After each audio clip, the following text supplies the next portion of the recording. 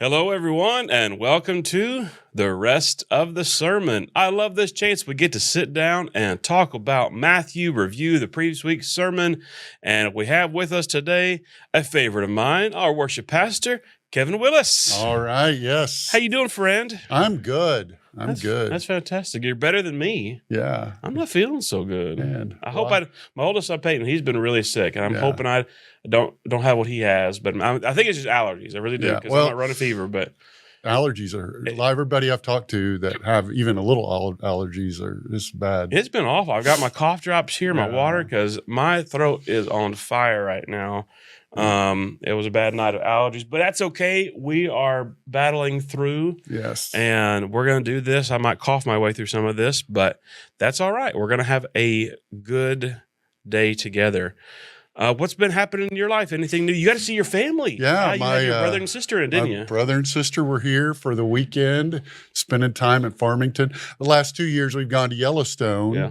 But that wasn't going to work. So early on probably in February, we invited them up and we had a good time. We went and did a few things around Elephant Rocks and Pickle Springs and went to the zoo, which is always a fun thing.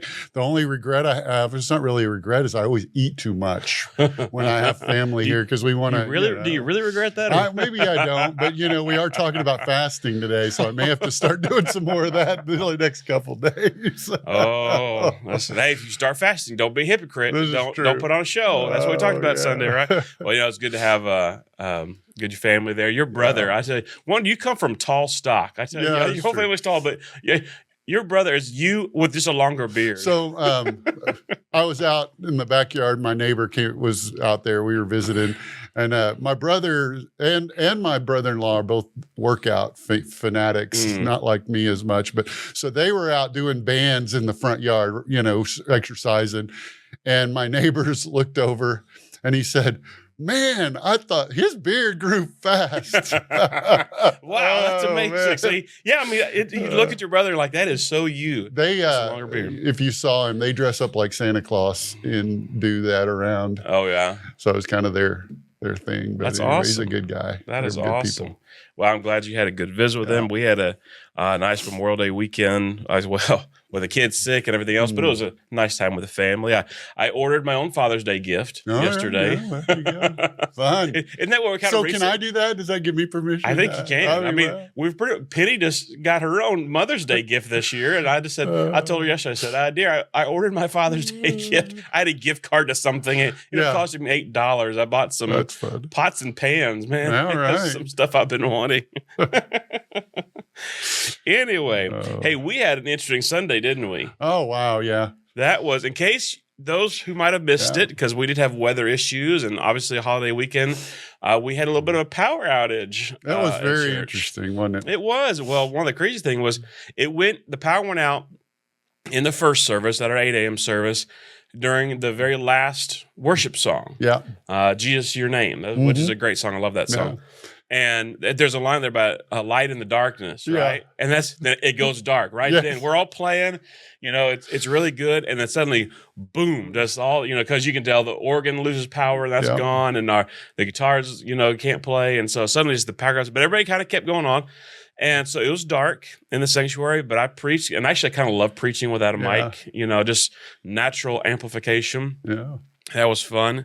And so we went through the whole service, and thankfully it wasn't a severe storm, just a power outage. But then we had Sunday school with no power, and we still had a fair amount of people show up. We just said, we're going to just kind of barrel on, and I had a good morning. And then second service, we're sitting there going, all right, what are we going to do? Yep.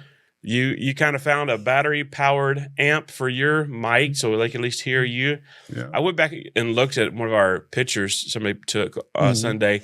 We have all these little, on our music stands, little lights, but it looks like candles. There's a photo that looks like our stage was candle lit, which is kind of cool. And what do you know, right in the same part, exact same place of the song where the power went out, the power came back on. It just really neat. That light in the darkness, it was saying in that.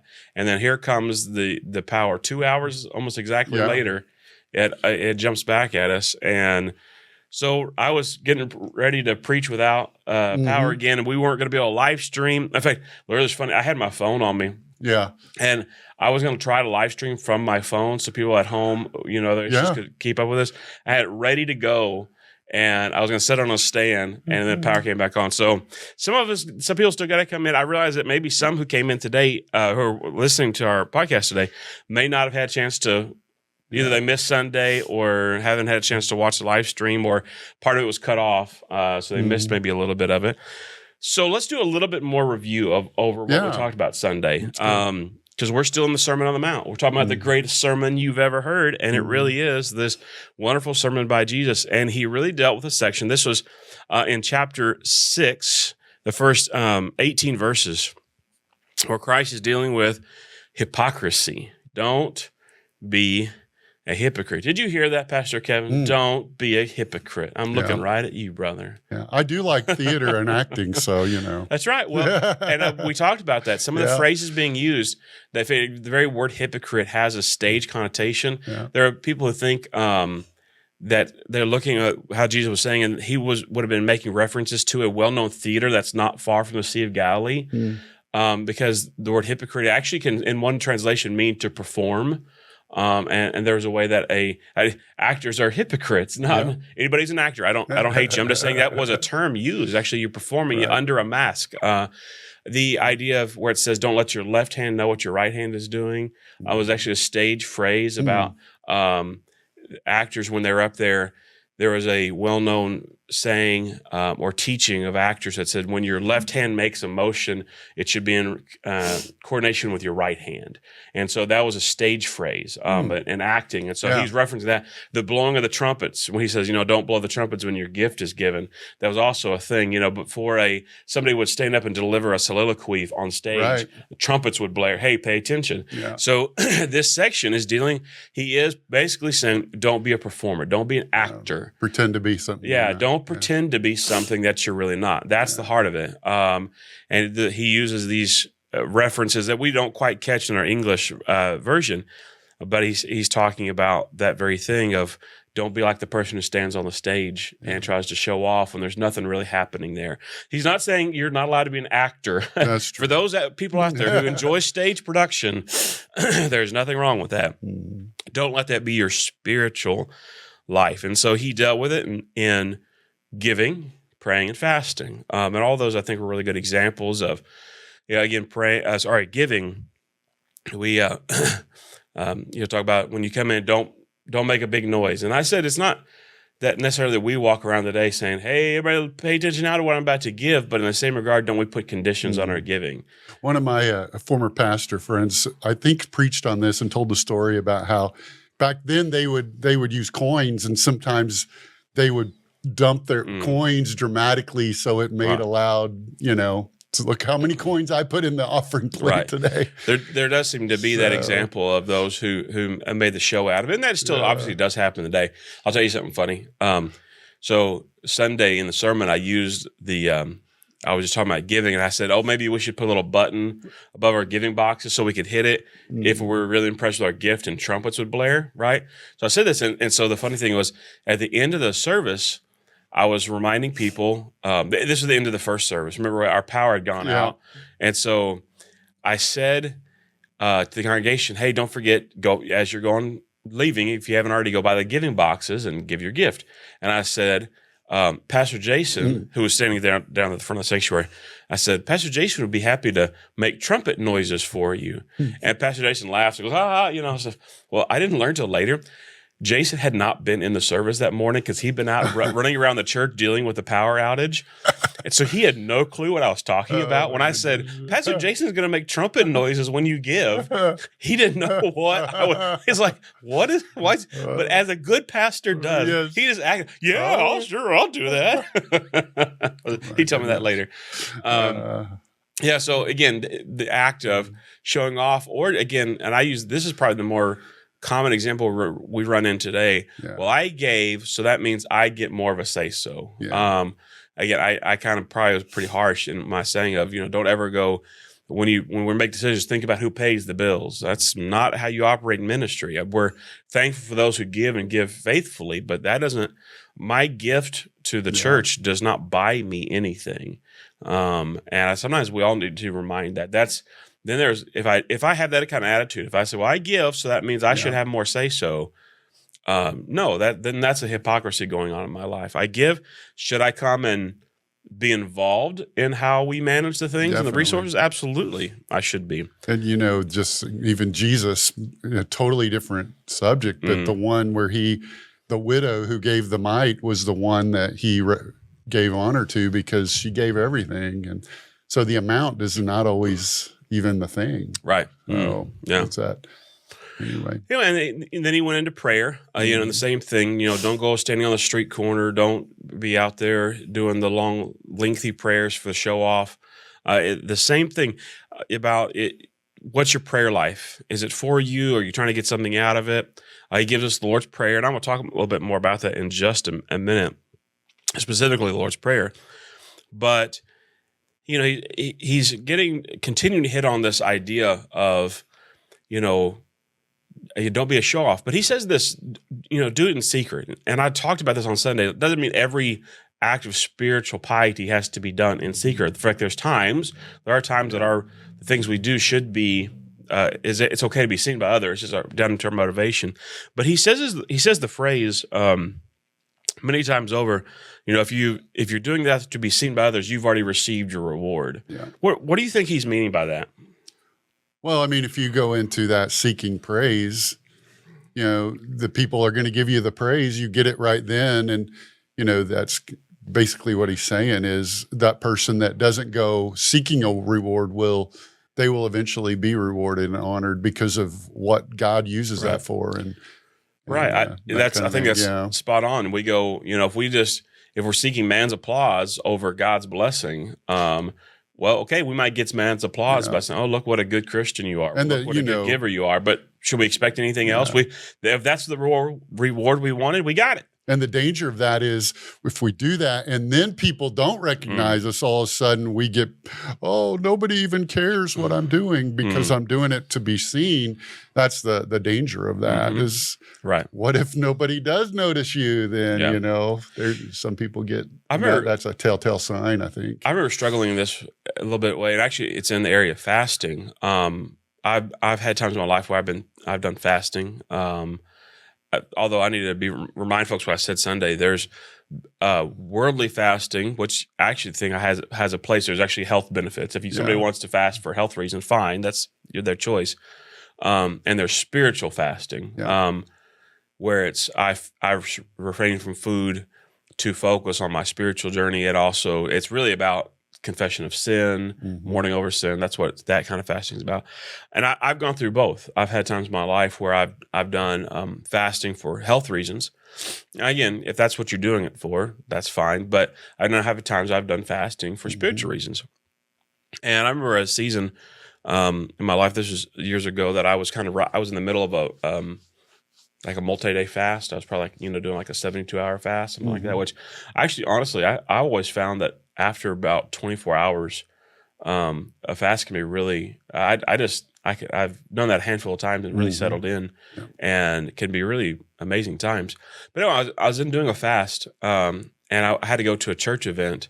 They were serving dinner. Of course, there's a bunch of Baptists getting together, so they had some fried chicken, of course, and so I'm going, okay, I'm fasting and I'm going to stick to that fast, but how do I do this? How do I refrain and not put a show on? And I felt bad the whole time, and I'm not sure. I don't honestly remember quite how I handled it.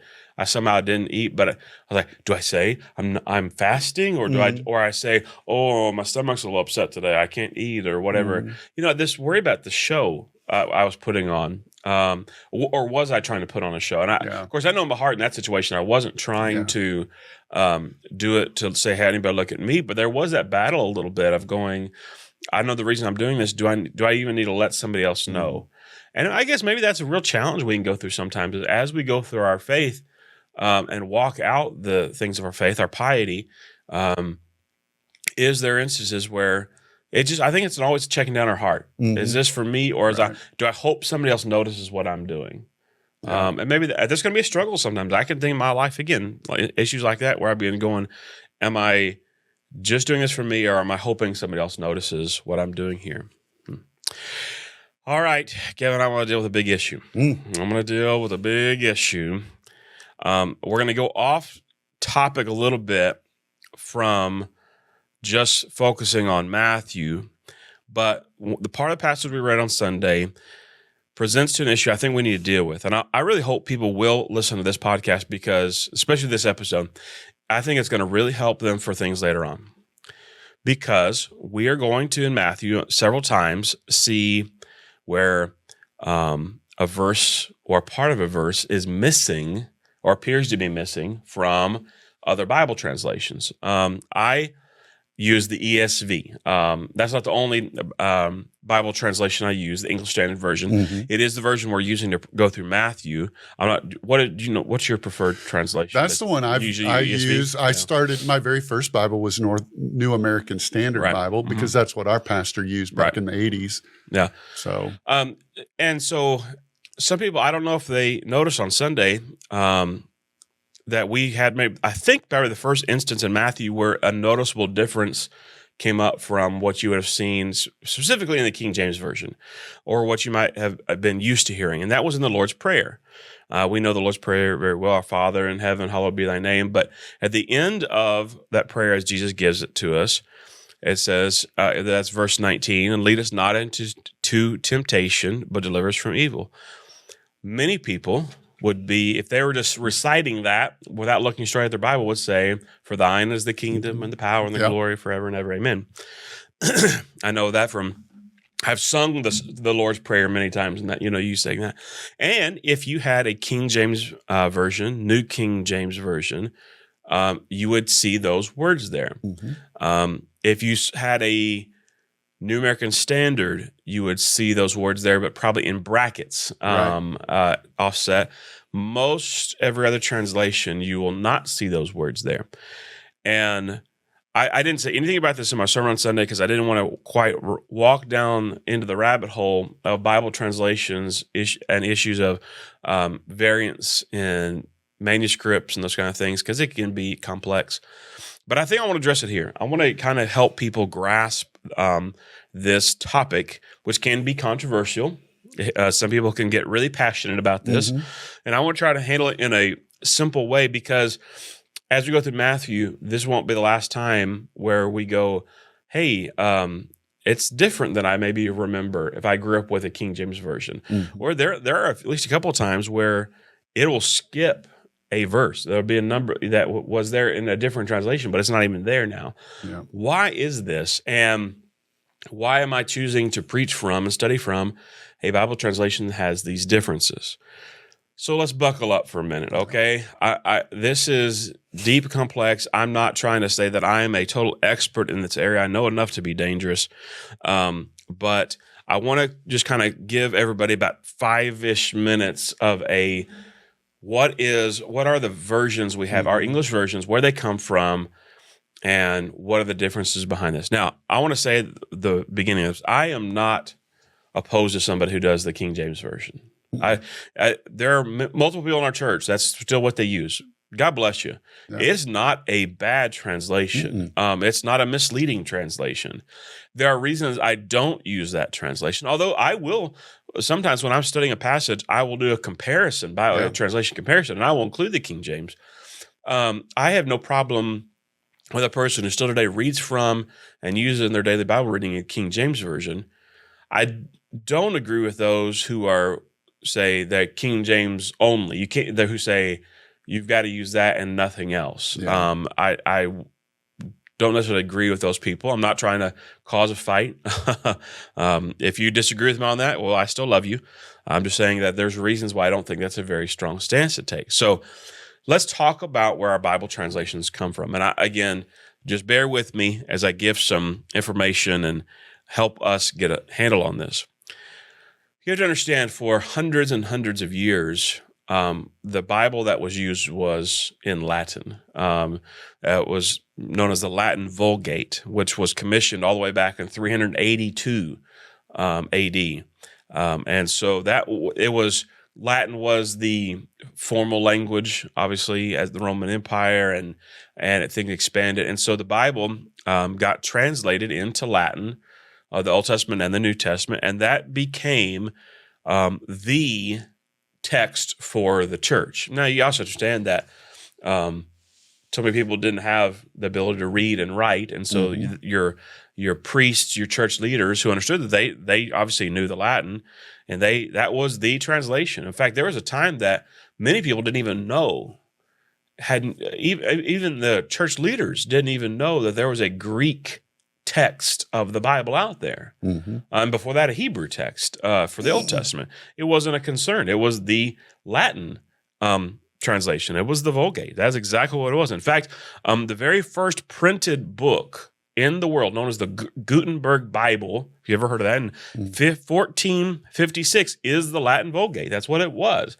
Obviously, it went through some additions, but I mean, it was compiled and put in Latin. That was the translation for ever and ever. And through the Dark Ages and the early Middle Ages, all those stuff, in Europe and those areas, it was the priests and others, they had scripture, but it was Latin. It was just, that's what it was. I've seen a copy of the original copy. Really? At the Museum of the Bible in D.C. Oh, really? Yeah, that's pretty cool. Pretty cool, yeah. Now, in the late 15th century, the biblical Greek language began to be rediscovered. I'm not saying it was totally lost, but there wasn't a real strong knowledge inside the church that that's what the Bible was. Again, just you got to think of the technology that didn't exist back then. Well, they began to realize that they found manuscripts and a few other things. And when that happened, there was a push to get a translation of the Bible that was based on the Greek manuscripts and not just a Latin translation, to go back and try to get an accurate translation. So there's a guy named Erasmus. He's a Dutch theologian, and he became the first person to give a Greek New Testament translation. For a little bit, we had to step away from the Old Testament and the Hebrew. That's kind of a separate issue. That I don't want to confuse our folks too much. We're talking New Testament at this time. So Erasmus gave us a Greek New Testament in 1516 was his first publication of that Greek New Testament. Now, even he admitted it was a rushed copy. In fact, he didn't have certain, how many verses in Revelation? There wasn't even a manuscript of. He had to go back and work off the Vulgate. And so he wanted to be the first to put it together. There are plenty of people kind of competing for that, and Erasmus did it. And so he got a copy out in 1516. There were revisions in 1519, 1527, 1535, and so they kept trying to improve upon this Greek translation, and that became known as what's called the Textus Receptus, Textus Receptus, or received text. This was the first, in the modern era of a Greek New Testament. Now, I'm telling you all this wonderful history, and you're sitting over there, your eyes are glazing over. No, I'm just teasing. That was this Greek New Testament, the Textus Receptus, was what was used for the King James Bible in 1611. That was the basis of that translation. And so, I mean, that's great to have that first, and it's not the first English translation, but the English translation that became the accepted English translation. And there, even when there was a lot of controversy of whether it should be even translated into the common language of the people. And again, there are others who'd already started to put it in English. So let's be clear about that. But anyway, let's not digress too far off of that. But so the problem was with this, that Erasmus, when he was getting the Greek New Testament together, he only had really 3 Greek manuscripts. That's okay, except for the fact that they weren't very old. And then when you're talking about manuscripts, you want older is better because it's closer to the original. And they were from Western areas, which the problem is that the further and further you get away from where those manuscripts originated, sometimes you get scribal editions and other things that shows kind of a bias based on where it is out in the world. And so, I mean, he did a great thing, but as time has gone on, something called textual criticism has come about, where they're able to go examine these manuscripts, and they have been able to see and prove that there were times that scribes made errors. There were times that scribes made additions, glossed over certain things they didn't feel were appropriate. That happens through the centuries, right? When you copy something and copy it and copy it and copy and copy it, there are some changes. And so that, again, leads to, it's not saying the King James is bad, or misleading or theologically inaccurate, but technically is not very accurate. And that's a statement I say that's that makes it sound like it's not an accurate translation of Scripture. No, I mean, accurate from the point of where these errors are. It's not changing the theological meaning. Right. You don't have these issues of suddenly that totally changes our understanding of who Christ is. But when you're talking from word-to-word comparison from the Greek manuscripts to our English, that's where I'm saying it's not technically very accurate. And that's one of the main reasons I don't use the King James. Now, there are people out there, I'll just address this, that kind of feel or believe in that the Textus Receptus, it was specifically ordained by God, and they have a certain reason. So that's why they call it sometimes the King James the authorized version is based on this received text. They notice some things that's why that's the text to stick to. I just think that's a mischaracterization. Even Erasmus was later said, there's some errors in what he put together. And so there's that. So you have the King James and the Textus Receptus that comes from that. It's not bad. It's just maybe not the best. It's not the most accurate. Well, you have two other things, and I'll try to be quick here, about how we get to our translations today. You also have something called the majority text. So over a long period of time, there are biblical scholars who said, hey, we realize that the Textus Receptus has some problems, so let's do this. Let's go grab all the manuscripts we have, because obviously as time has gone on, more manuscripts have been discovered. Mm-hmm.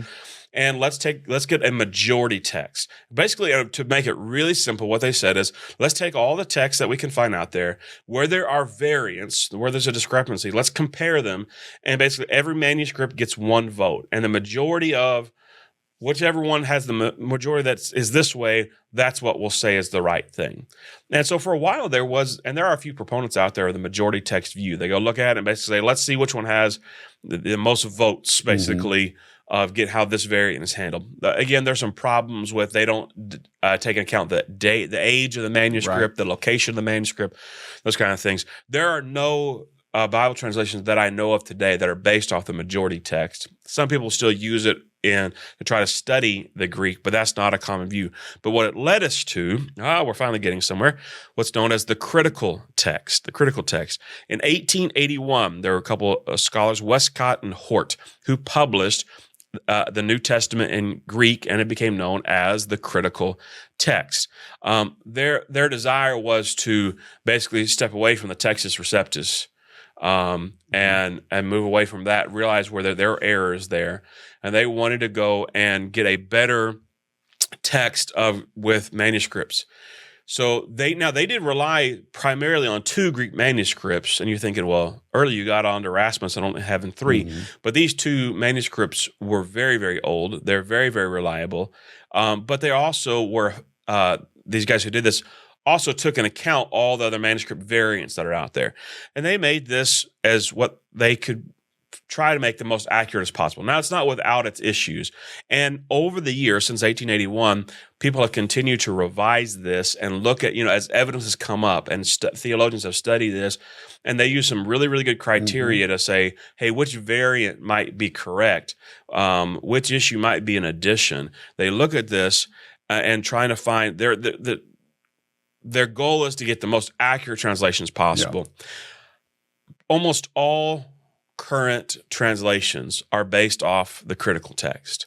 The only ones that are out there today is the King James and the New King James, and I'm trying to remember there's a third one that still relies on the Textus Receptus translation. But every other, the ESV, North American Standard, NIV, and just pretty much any other translation, they are basing it off the critical text, which has had more years of study, more manuscript evidence, and all those kind of things. And so that's why, that's one of the reasons I hold to some of the translations I do. I think it's using great evidence, but then you're going to have some of these issues. For example, in the critical text, they have found that there's very little evidence to say that in the Lord's Prayer that the phrase, and for thine is the power and the kingdom and the glory, is original. In fact, our best manuscript evidence does not show that was original. It's possible. There is some possibility for it, but the manuscript evidence doesn't point to that. That looks to be a scribal addition. Now, to say that thine is the power and the kingdom and the glory forever and ever, is that wrong? I mean, is that theologically inaccurate? No, but it's probably not original to Matthew. It's most likely not original to Matthew.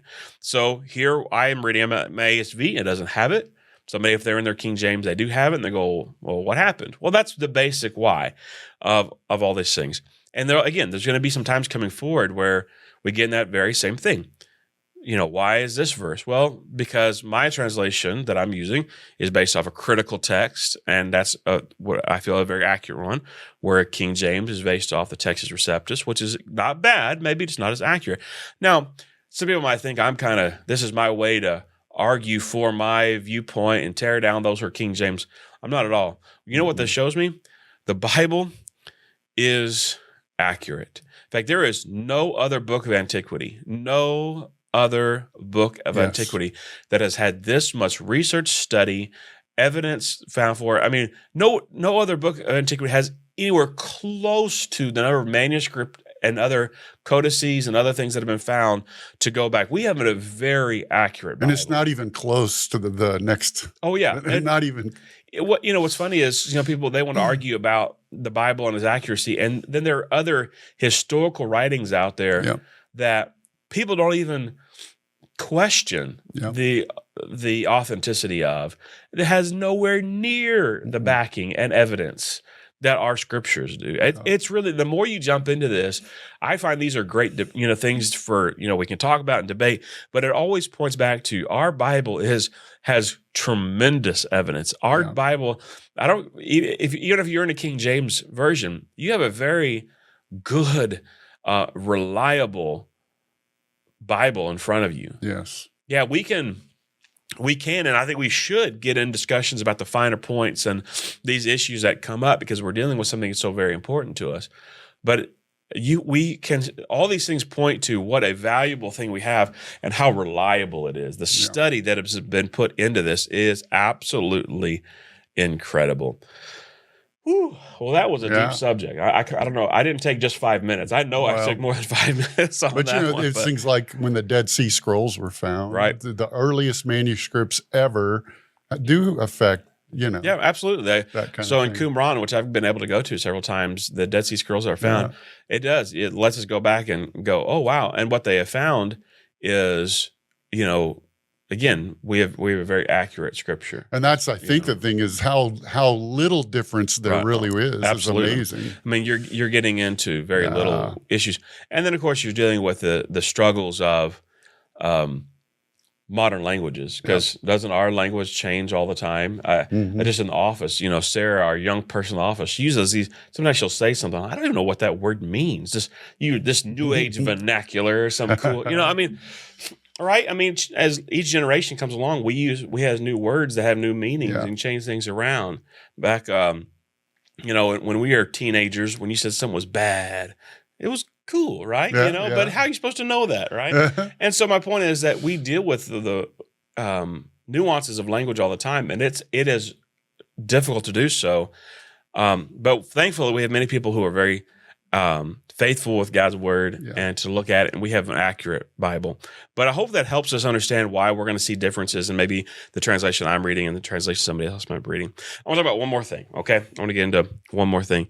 And that is there at the end of the Lord's Prayer, in the section on praying that Jesus is dealing with, Jesus says something that's very interesting. He says, "For if you forgive others their trespasses, your heavenly Father will also forgive you. But if you do not forgive others their trespasses, neither will your Father forgive your trespasses."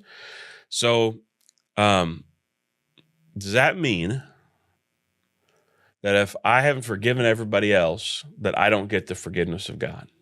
I mean, that's a pretty strong statement there Christ is making. What's going on? And now, I think something very interesting is happening here, and that we have to kind of consider. Remember, I've told you that Matthew comes from a very Jewish perspective, and I think what you have here is actually touching on a very Jewish topic. You know what Yom Kippur is, the Day of Atonement, and that, as you see that law said about that even back in Leviticus, day where you seek atonement for your sins before God. But in Jewish culture, you have what's called the Erev Yom Kippur, which is the day before the Day of Atonement. And it's kind of a day of preparation. But what you're supposed to do is you're supposed to seek forgiveness of others before on Yom Kippur you go seek forgiveness of God. Yeah. And the point of it is, how can you expect to go before God if you haven't dealt with those things? Now, I'm not saying that you can't receive the forgiveness of Christ and forgiveness of your sins if you haven't dealt with it, giving forgiveness and receiving forgiveness for every broken relationship in your life. What Christ is getting here too is saying, look at what's going on in the heart. If you're not willing to also seek and go after forgiveness with your fellow man, if there's no desire for that to happen, are you in any place to really, truly trying to seek forgiveness from God? Or is your heart ready to admit your own sinfulness if there's no desire? And so it speaks to, it's not trying to make a statement on this is a condition on your salvation. I think what Christ is referring to here is saying, is that coming to him? Is that coming to the Father to seek forgiveness a evidence of a real change in your heart? And part of that real change in my heart is I know I've wronged others and I need to forgive others and I need to seek forgiveness. I need to allow for that before I come and say, hey, God, you want to forgive me? If I don't have any desire to have forgiveness with others, am I really, truly, honestly wanting forgiveness from God? Yeah. And so this is a statement that, again, it goes back to the issue of hypocrisy, dealing with the larger thing of where is our heart in all of this? And so that's just an interesting statement that I think has a Jewish context here, but it's still applicable to us today because is our heart ones that's wanting to truly have a difference, a change made, or are we just going through the motions? Yeah. And again, are we being hypocrites? Just to wrap us up on this, Kevin, where have you seen, experienced, struggled with, whether that's in your life or others, in ministry, whatever it might be, this issue of hypocrisy? Where have you seen that kind of come out, or maybe run up against that in your own life or ministry? Yeah, as leaders in the church, we get a probably a bigger view of sometimes than the everyday person. Mm-hmm. But it does happen. It does happen. Right. I don't know if there's specific instances. I think some of the ones there's a I think we should call out names right now. Right, Let's start calling out names. Brother Jim. No, I'm just joking. Is there a Jim? I hope there's not a Jim. I don't think there is, but that was a joke. But I think Jesus hits on these three topics for a reason. Right. I think we see these things as a kind of a big issue in the hearts, exposes the heart of people. I think also as a church leader, and we have that battle of this whole thing where what do we share with the people as an encouragement, as a model, and the other side, how do we not become prideful in that and boasting in that? Where's that fine line? I think that's a lot of where we deal with a little bit, is because we should share what God is doing and things that God is doing in our life as an encouragement for others. But then when does that become arrogance and a hypocrisy of look at me? Right. And that's a constant, I think it's a constant battle that we face, the daily, checking our hearts and our motivations for what we do. I think so too. And again, we could point to examples we've seen in ministry of others who, living by that. And of course, we're not going to call anybody out because I think anytime we start to do so, we forget we have that same temptation. And I think you and I, as people who part of our ministry calling is to stand up in front of others, there's always that internal struggle. And I'm not going to point out to you, but I'll speak for me. I'm just guessing you're probably in agreement.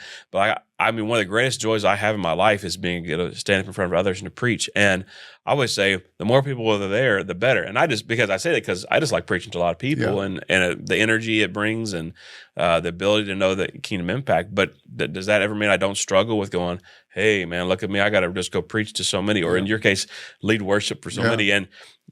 And because people are nice, they want to come and say, good job. And I appreciate that. And you sometimes get used to the accolades or, even feed off that to a degree.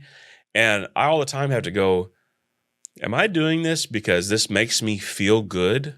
as getting to, be recognized and do all this, and because I feel like I can, do an effective job of talking in front of so many people, or is it for God's glory? And that's a battle I think I'm always going to fight. Yeah. I kind of like the statement you shared about, I can't remember exactly, about if you want to get accolades, you should do it. What was that? That was a pastor said that if you're tempted to hide, show. And when you're tempted to show, hide. Yeah. Just kind of, I think I got that right. I think I always mess that statement up. But, when you feel like you want to put on a show in front of those people, that's a good reason to say, you hide that.